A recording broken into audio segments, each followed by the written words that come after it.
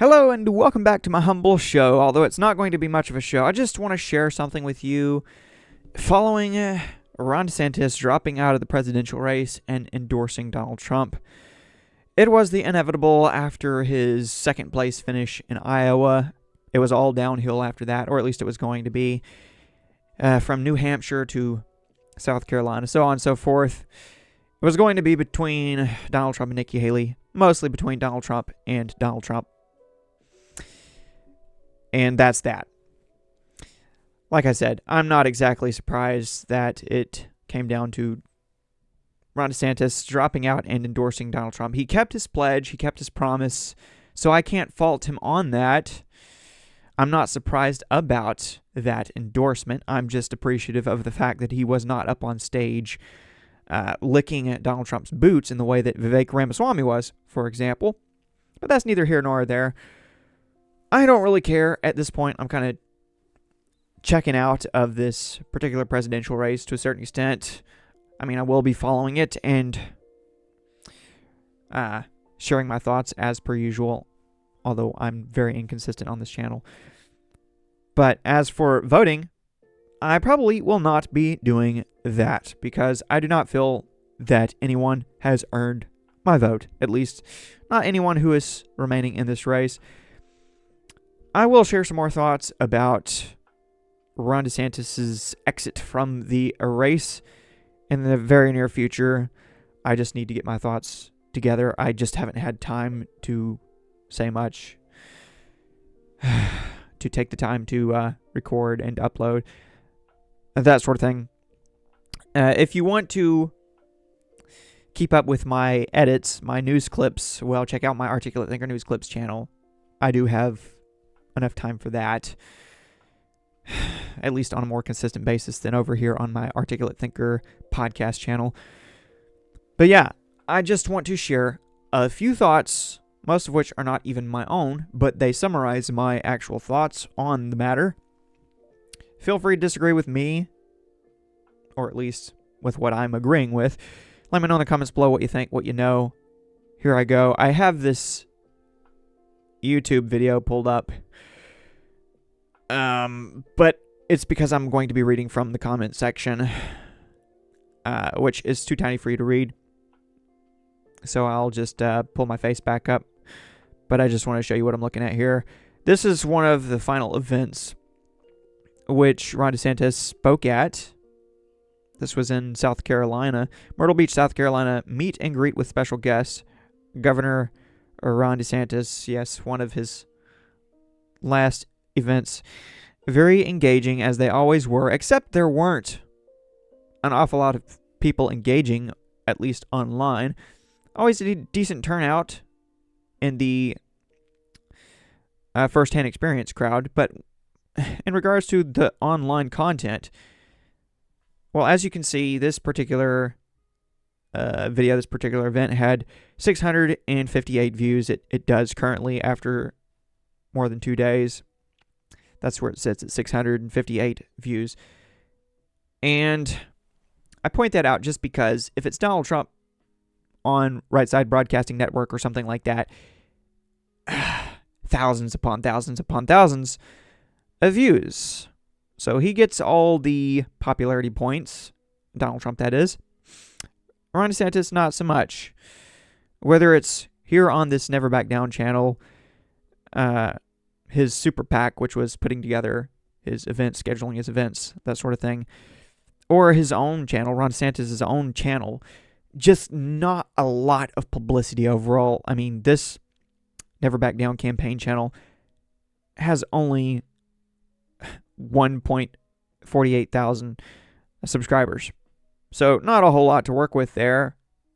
I tried to keep up with the events to the best of my ability, but let me read my comment, just a simple comment, which I would never have felt the need to share for you, other than the fact that the people who responded to me said things which I wholeheartedly agree with, and they pretty much summarize where I am coming from and why I am so done.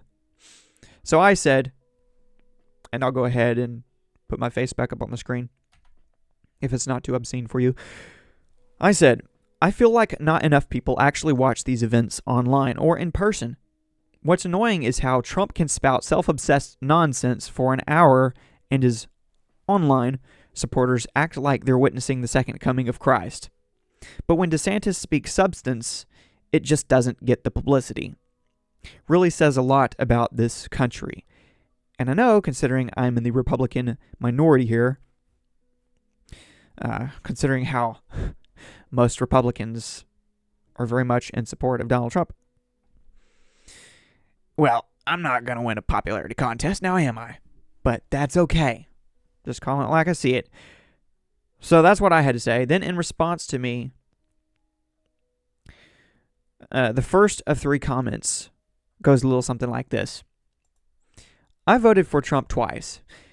It's strange, but early last year I was watching one of his rallies and suddenly I thought to myself, why are you watching the same tired shtick?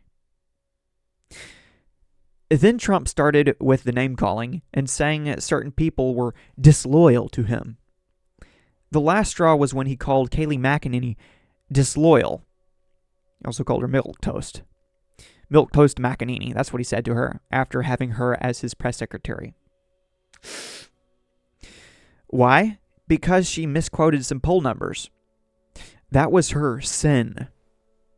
Good Lord, no one was more loyal to Trump than Kayleigh. And he dumped on her, as he does everyone else. By last May, after listening to the town halls and the debates, I decided to support DeSantis. I agree with you, as in me.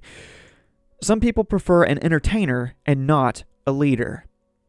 If you want entertainment, watch sports or HGTV or something. If you want a true leader, support DeSantis. If only. All right, and then someone else chimes in. This is the second comment in response to my comment. Unfortunately, people want the show. Doesn't matter if things get done. They want to be entertained. And I'll add to that, are you not entertained? Well, of course you are. Donald Trump is very entertaining if you're into that sort of thing, which I am not. At least not anymore. I never really was. I was on board with the whole policy over personality notion, but at certain points, personality gets in the way of policy. And I'm not really sure what in the world his policy is anymore, considering how if, for example, someone who he was criticizing had a policy similar to his, he would then criticize that policy, or at least out of spite for whoever he was criticizing.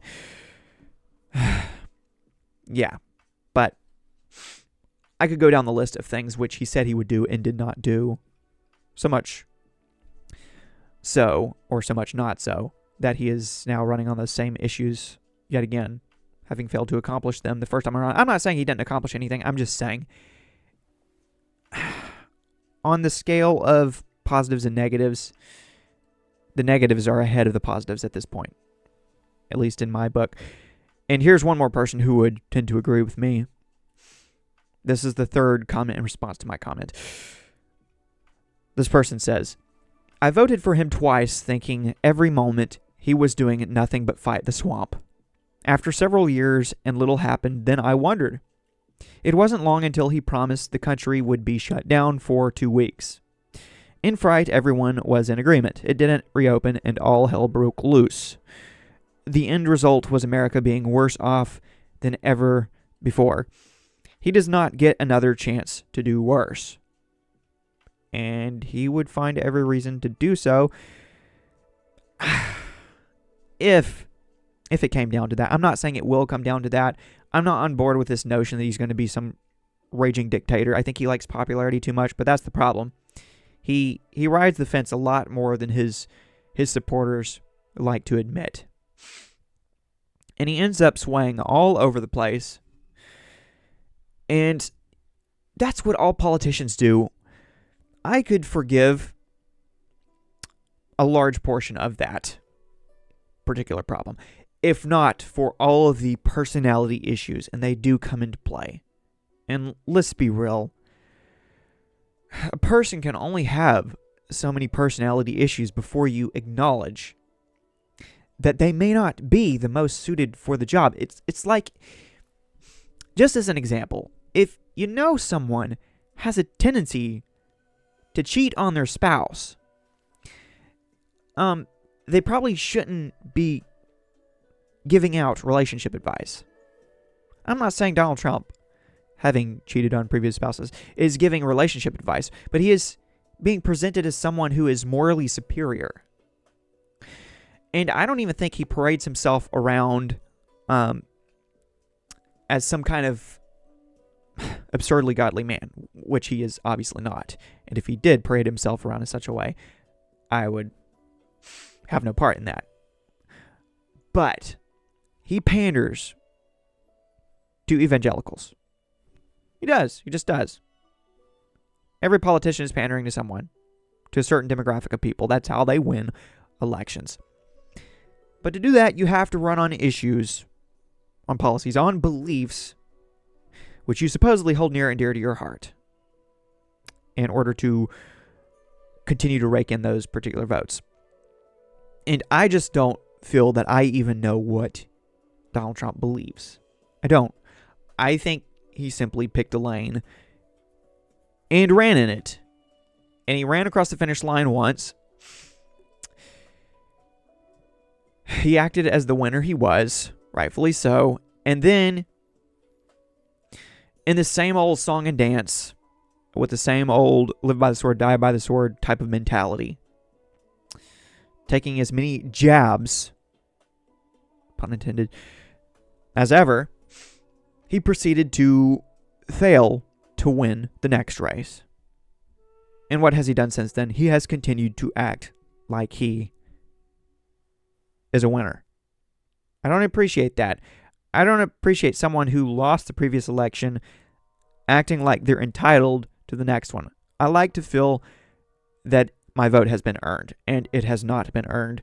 And that is, overall, that is ultimately the reason why I will not be, at least in my current state of mind, voting for Donald Trump. I definitely wouldn't vote for Joe Biden either, but I'm just saying, I'm going to leave that box blank at this point in time, unless I change my mind, which I have done before, but I can't take it anymore. I just can't. I don't want to vote for anyone else whom I feel does not deserve my vote.